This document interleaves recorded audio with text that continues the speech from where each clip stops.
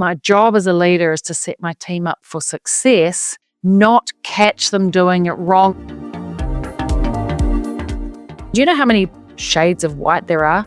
Like, there are hundreds of shades of white, and did you ever know how many, you needed to test in order to find the right shade of white? Common sense doesn't exist except for you in your own mind. I thought to myself, I should really ask him, what do I need to know or not know about doing this? And I thought, it's only patches on a wall, no drama. Clarity is more important than assuming that your team member knows what you mean and what to do, especially after just telling them once. Welcome to the Salon Owners Collective podcast. I want to help you today to set up your team for success before they fail. Now, I have a bit of a leadership lesson that I learned from painting my kitchen. I know, it's a bit of a weird one, but bear with me. I think it's really relevant. And I think the mistake that we can make is that we can create more work for us and for our teams. And if we just thought a little bit more about leading our team, I reckon this little kitchen story is going to help you a lot, right? So, setting up my team, what a renovation taught me about Salon leadership. Okay, so I recently learned this lesson, relearned this lesson. Like, sometimes you know the things and then you have to relearn the lesson, while renovating my kitchen with my husband, of all the places. And if you've ever juggled managing a team while running a salon, you might relate to this story. Hopefully, there's some good, valuable takeaways in leading with clarity and confidence. So here's what happens. So my husband, he's a builder, and we're renovating the kitchen. It's been a long time coming to get to this renovation, so I'm super excited. The kitchen's arrived in the warehouse and it's ready to be delivered. So we're doing the prep work. Well, let's say that he's doing a lot of the prep work, and he's giving me some little tasks. So I was tasked with testing out the paint colors. And do you know how many shades of white there are? Like, there are hundreds of shades of white, and did you ever know how many you needed to test in order to find the right shade of white? But anyway, we're testing 7. So I got 7 test pots and I started painting some big patches on the wall, you know how you do. And to stay organized and be on top of them, I wrote the name of the shade next to each patch. Makes sense? Good logical thing to do. I wrote it with pen so I remember which shade was which. Well, I thought I was being really smart, but Ian, my husband, who's a builder by trade, his father's a builder, like there's this building in the blood, he pointed out to me that you can't actually write on the wall, Larissa, with pen, because now I'm going to have to plaster over the biro before we paint. I was like, oh shit, sorry. Well, he was trying to communicate with me that I'd made a mistake and, not show any frustration, but in the back of his mind, I could see he was thinking, oh, now I need to actually plaster the whole darn wall. So anyway, a little bit of frustration from his point of view. And I kind of suddenly felt a little bit of frustration as well, because I was like, hang on a minute, you knew this, that I shouldn't do this, but yet you forgot to tell me. And interestingly enough, as I was getting out the first pot of paint, I thought to myself, I should really ask him, what do I need to know or not know about doing this? And I thought, it's only patches on a wall, no drama. And it went through my mind. I ignored the signal in my brain and I carried on, right? And so I said to him, well, you're a builder. You do this all the time. You know that that's a rule. Why didn't you tell me before I started? Anywho, the next day I went back to finish the rest of the walls, and I made sure I said to Ian, I said, look, is there anything else I need to know before I go and do the second coat? Like, any other things? He said, no. So I got to work and I painted the second coat. And then as I was doing the second patch, I remembered something that Ian told me last year when we moved offices, Easter last year. We moved into some offices and we repainted the whole thing. So that was nearly a year ago. And I remembered, don't paint with a brush in 2 directions. Because each time you do paint strokes, now when you do the second coat, you actually see the paint strokes. And I was like, he has told me this. I learnt this last year. I forgot all about it. And now that I have to live with my mistake and all the paint strokes are going everywhere, I remember. And I said to him, Oh, I remember now. You've told me this before, but I forgot. And if he had just reminded me before I started, we could have avoided this like now patchy paintwork. And he's probably going to have to sand that before we paint it because it's got all these paint strokes, these squares with paint strokes going everywhere. Um, and it's not that he didn't know these things, and he has told me in the past, but he's a builder. He paints often, he paints all the time. And I paint once a year at most. So I had forgotten, he told me the skill, we painted the office, and I've not used that skill again. So whose responsibility is it? Now, I know that these are small problems, but there's a good lesson here. So what is the leadership lesson?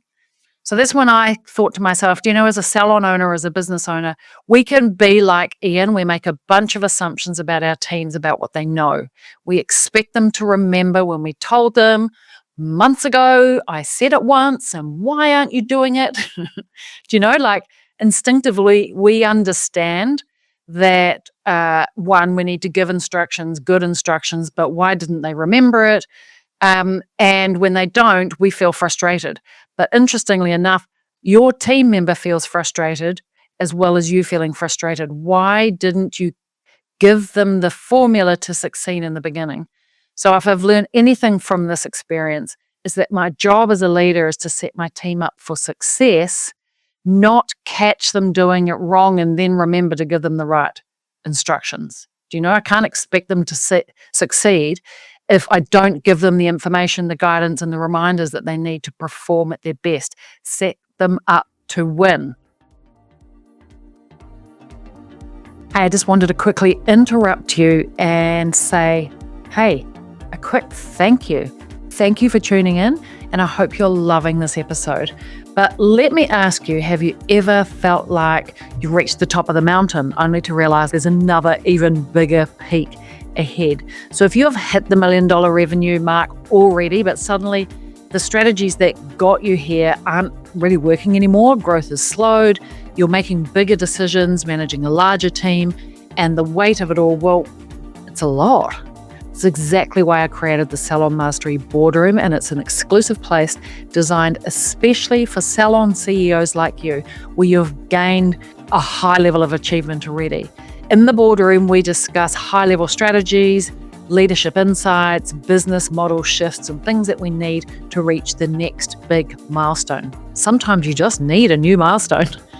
Inside of Boardroom, you'll also be surrounded by powerhouse women and men, a powerhouse of community, and other $1 million plus salon owners sharing insights, challenges, breakthroughs, because scaling to multi-million dollars, well, you shouldn't have to do it alone. So if you're ready to take your salon and your leadership to the next level, let's talk. I'd love to invite you to a complimentary $1 million strategy call. We'll map out your next steps, explore how Boardroom can support your journey. All you need to do is click now. I've put it in the show notes of this episode. Let's talk about your business and see if we're the right people to help you with your next step. All right, well, that's enough for me. And let's get back to the episode. So how am I applying this lesson to my salon, your salon? Well, actually, your salon. I don't have a salon anymore. Salon Owners Collective, my coaching team, my leadership team. How am I applying this lesson? And you can apply the same lessons in your salon. So it really made me look at how I lead my own team. And here are some things that I'm changing about the way that I approach leadership. So number one, assume nothing. So I no longer assume that my team knows what I expect. Now, this is a life lesson that keeps on giving, because common sense, do you know what, is not that common. It's common sense because you've done it, you've practiced it, you've thought about it, you're an expert at it, you do it every day, but that doesn't make it common sense to everybody else. It's common sense to you because you commonly did it or you commonly thought about it. It doesn't mean it's common sense to anybody else. So common sense doesn't exist except for you in your own mind. So instead of thinking, well, they've done this before, or I told them last week, or I told them once, they'll figure it out, I've taken on the approach of over-communicating. So for example, when I introduced a new booking system, I didn't just assume that they would pick it up. I created a step-by-step guide. I walked them through it during team meeting, and I stayed with the topic for 6 weeks. I reckon 6 weeks is the magic number. Like, you got to stay with someone through the learning process. There are 4 stages of learning, and you need to step them through if you want people to know and understand a new skill. So number 2, I'm going to be really clear about my expectations. And I realize that when I give vague kind of direction, it actually causes confusion.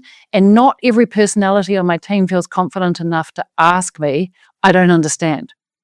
So now when I ask my team to do something, I'm very specific.